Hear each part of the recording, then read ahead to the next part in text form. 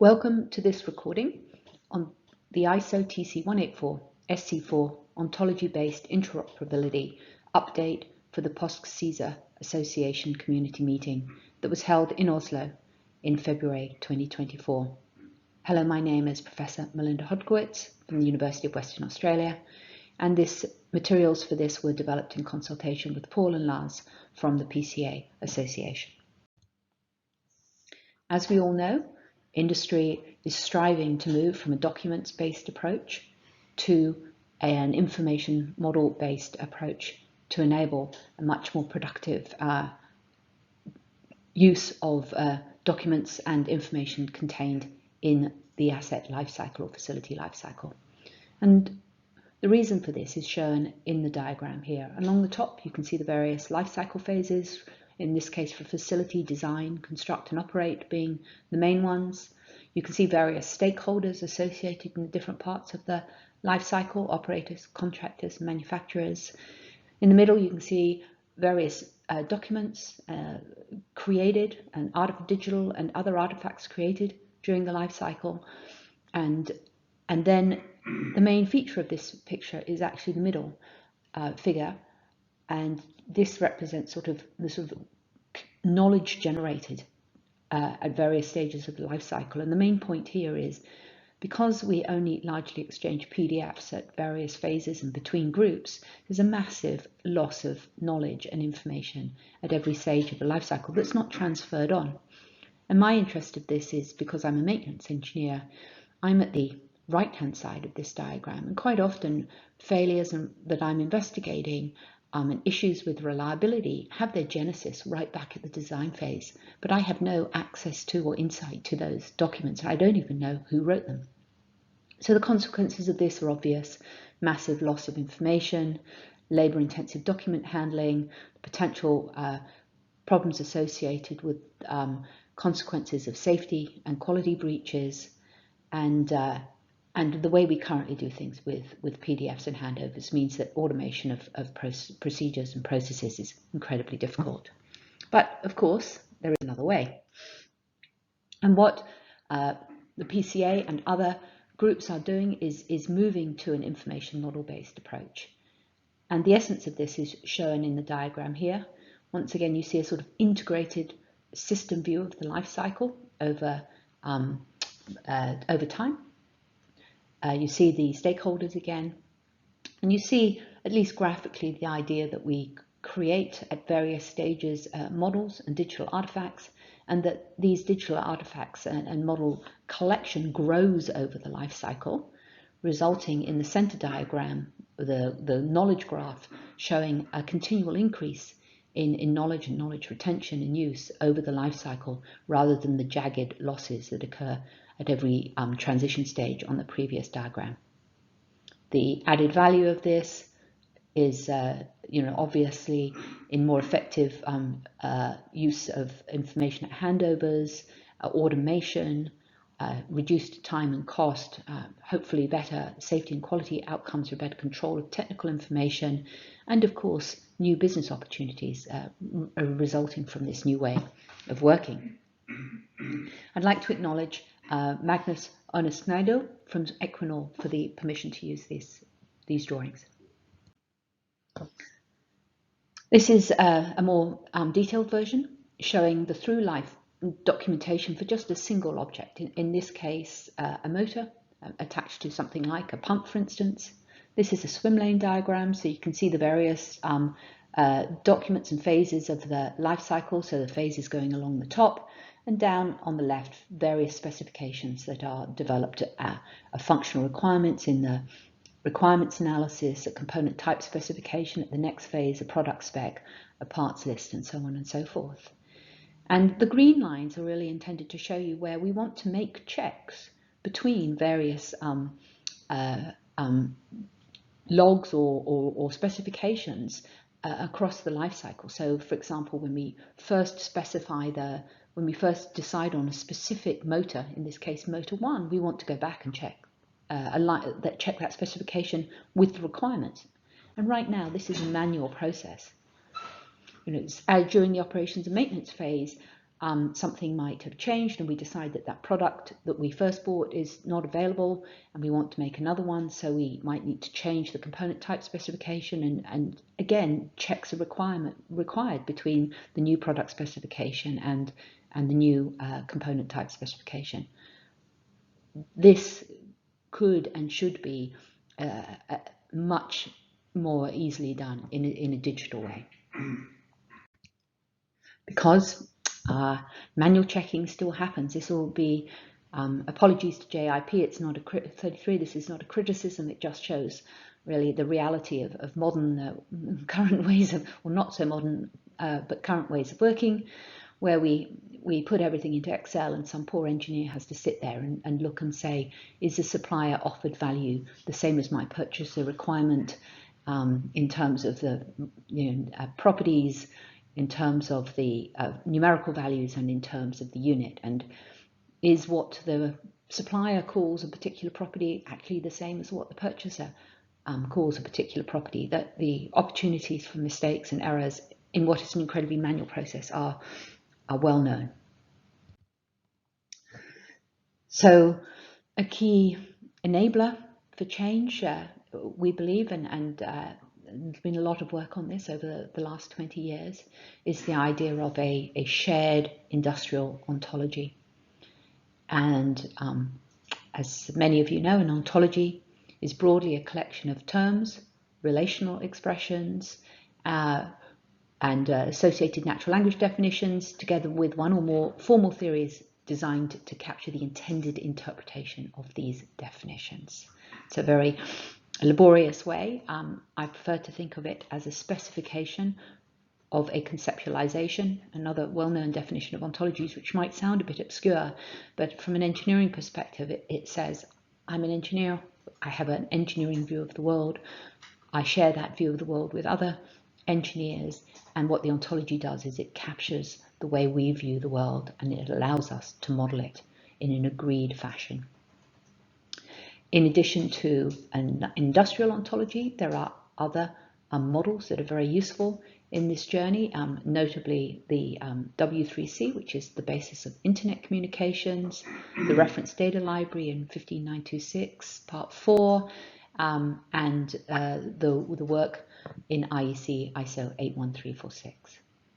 And the diagram here, thanks to David Cameron, is intended to show that you might have an operator who develops a particular a need or requirement and a use case. In this case, maybe something to calculate a pressure loss. They pass information relevant to the requirements over to the EPC. In this case, Aker Solutions, Technip, and Able and the like. These groups can then use their own internal modeling procedures to do the detailed modeling. They can access their various applications, but when they do this, they have a shared language in the way that they express the concepts, so that all of the translation and the return of the information back to the operator, or indeed onto other groups in the process, such as product suppliers, is all done digitally. And what is the basis of this digital language? Well, we are the working group 6 in ISO TC184 SC4 is working on the industrial data ontology. And as you can see on the screen, this is intended for industrial data and information. It enables us to build vocabularies, manage asset models, employ reference data libraries, and most of all, exploit LDL reasoning in order to provide the reasoning capability, the computers to perform logic, essentially assertions, look at the logic of our models, and be able to reason over them in an automated, controlled, replicable, and scalable fashion. IDEO is intended for use in all lifecycle phases of industrial assets and processes, and the documentation, which is available on the website listed here, includes the overview and principles of IDEO, very detailed and useful definitions of the classes and relations, There's supplementary information about relevant use cases, and also some very useful reusable representation modeling patterns that make it easy for people new to this to start to see how it would be used and to provide a number of building blocks that they can themselves reuse. IDO, this description of IDO is going to be part 3 in a proposed new ISO standard number 23726.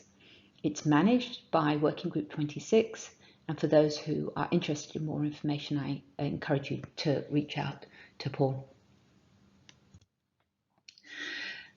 So I think of IDOs as being a 20-year journey to overnight success.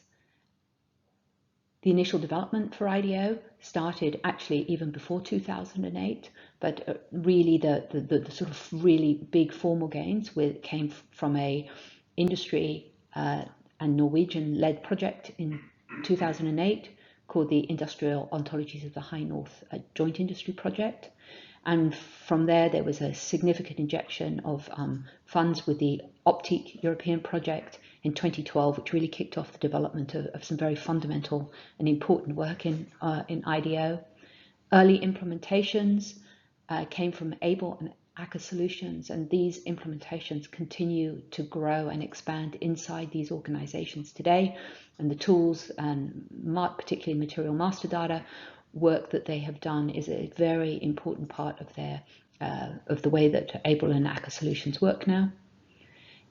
There was an early effort to bring this to ISO, and the formation of a sort of a technical report, popularly called Joint Part 14.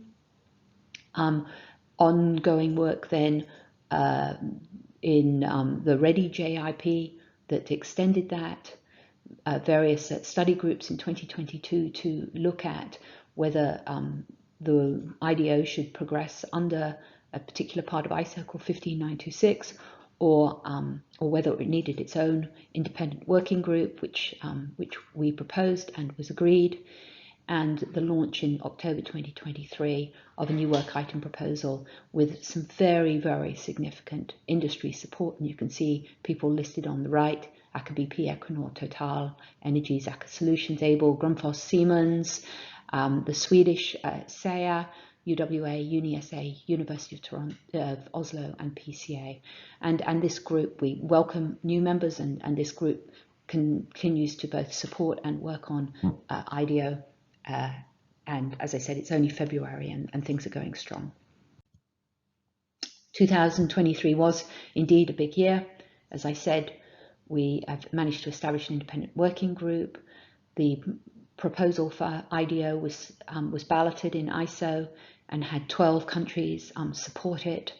And we've had a number of meetings already, and also in addition to going through the ISO process, there's been a very major effort on industry presentations, wanting to reach out to industry, explain what this is about, develop value, accreting industry use cases, and really start to accelerate the knowledge and understanding about what opportunities this can bring you to your organization. One of the great advantages of IDO is that this is not how we might work in the future. The IDO exists today. It has a history as Part 14. It has been used, as I mentioned, particularly of note here by ABLE for their material master data ontology, and other groups. As an example of the value reported by ABLE, the use of the material master data ontology, and they've been using it for many years now, is that it enables removal of a significant number of duplicate classes that are present in engineering databases. It supports selection of product classes that match design constraints. This goes back to that spreadsheet I showed you earlier on about sort of automatically checking whether products and meet design requirements. It supports obviously their overall requirements management process, and there are a number of papers, at least one of which is mentioned here, that have been peer reviewed and demonstration of the value of IDEO and how it works. I think I've mentioned this already. This isn't just something that's being used in one particular sector, but it has cross-sector uptake in terms of its value. So the number of use cases in either in development or published. There's a paper done as a collaboration between Grundfos and Siemens, and it talks about IoT, shared IoT, pump with firmware use case. For those interested, there is a 2-page summary of this in a publicly available at the link below. There's ongoing work with SEA on the pump station and the supply chain in the chemical industry, and asset model transformation. A group led by ABLE, but including ACA, BP, UWA, and Equinor is working on a really interesting valve ontology, selection ontology. Here at UWA, we're working on a failure modes and effects analysis use case, and DEXB is working on a pump lifecycle. So I'm going to spend a couple of minutes really showing you the value of IDEO by taking a little bit of a dive into the current work on the valve use case. So as we all know, valves provide safety critical control and isolation functions in high hazard industries as well as in other industries. A single facility can have as many as 3,800 valves, and these cost collectively, of the order of $35 million. Specifying these 2,400 different types of valves and associated piping, it involves a massive number of pipe specifications and 1,700 design material numbers. This is complex. And of course, with valves, there are multiple stakeholders in the valve selection, installation, operation, and maintenance lifecycle. In high hazard industries, the quality control and the selection of each valve is vital. So for each and every one of those 3,800 valves, or at least you have to have a valve design specification, and we have to make sure that that valve design specification delivers on the functional specification, and then when a product is proposed, that it's consistent with the VDS. So both of those checks have to be done, and this is done manually. And the reason this is done manually, in part, is because every stakeholder in this process has their own labels and identifiers for describing valves and their parts. And this lack of semantic interoperability in the data exchange leads to potential for quality control errors, and of course makes the use of machine reasoning in what is really a logic, essentially an engineer going through a yes, no, is that right, does this match or not, something that machines are very, very good at, inhibits the use of machine reasoning. And if we could apply machine reasoning to automate this, we would see very, very significant risk management and productivity improvements. So we're in the process of working on this case study, and you can see a picture of a graphic of a valve on the left, and as part of the use case work, we're making use of the publicly available VDSs that are on the Equinor website. This is TR2000, and you can see the really complex data that we have to try and capture, and the relationships to the standards. So this is not just a case of, in some way, adding this particular data into a machine readable format, but we also have to go back to the original API and ASME standards and extract information from them as well. And we're doing all of this because this is a repeatable process. We are doing all of this with patterns. So the patterns that are developed will be reusable and extensible across different VDSs, and that makes a huge difference in terms of future productivity. And what sort of information are we grappling with in order to build this valve data sheet and the valve use case? Well, we need to be looking at specific valve types. Obviously, is it ball, gate, and the other? We need to be looking at the independent in the parts of the valve assembly, their design features. We mentioned the design codes, working out how to model pressure and temperature of fluid properties and things like that, geometric constraints, material constraints, and so on and so forth. You can imagine just looking at this, how much training goes into train an individual engineer to do this. So there is an aspect here of knowledge capture. In the team here, we have some very, very experienced valve engineers, and the part of this is a capturing of how to do this based on their 30 years of experience. So I like to break things down into something I can relate to, and I'm, as I said, a maintenance and reliability engineer. I'm not an ontologist, though. I'm learning a lot about ontologies, working with the ontologists here. But ultimately, at the end of the day, I see the value as being able to build projects much quicker and being able to exchange information. And I like the analogy to Lego. In my world, in my mind, each class is like a Lego brick.